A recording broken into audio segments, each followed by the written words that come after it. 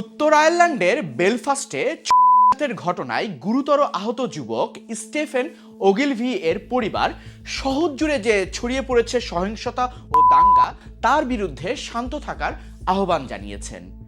সোমবার রাতে সংঘটিত হামলায় স্টেফেন ওগিলভি তার বাম চোখ হারিয়েছেন এবং বর্তমানে হাসপাতালে চিকিৎসাধীন অবস্থায় রয়েছেন। ঘটনার ভিডিও সামাজিক যোগাযোগ মাধ্যমে ছড়িয়ে পড়ার পর মঙ্গলবার রাতে বেলফাস্টের বিভিন্ন এলাকায় বিক্ষোভ ও সহিংসতা শুরু হয়। এ ঘটনায় ৩০ বছর বয়সী সুদানি নাগরিক হাদি এর বিরুদ্ধে হত্যা চেষ্টা সহ একাধিক অভিযোগ আনা হয়েছে। আদালত তাকে জামিন না দিয়ে আগামী ৮ই জুলাই পর্যন্ত কারাগারে পাঠানোর নির্দেশ দিয়েছে। এক বিবৃতিতে ওগিলভির পরিবার জানায়, আমরা আমাদের প্রিয়জনের ওপর নৃশংস হামলার গভীরভাবে মর্মাহত। এই মুহূর্তে আমাদের একমাত্র লক্ষ্য তার সুস্থতা নিশ্চিত করা।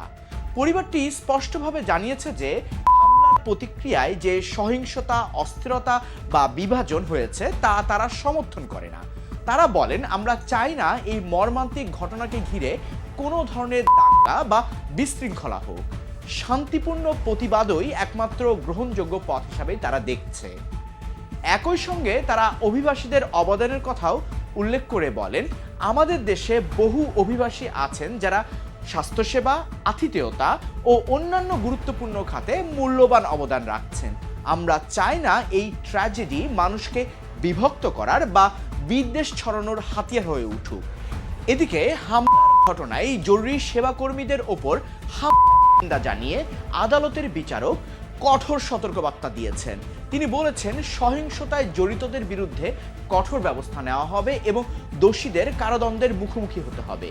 ওগিলভির পরিবার হামলার সময় যারা এগিয়ে এসেছেন তাদেরকে কৃতজ্ঞতা জানিয়ে বলেছেন, আপনাদের দ্রুত পদক্ষেপেই তার জীবন বাঁচিয়েছে।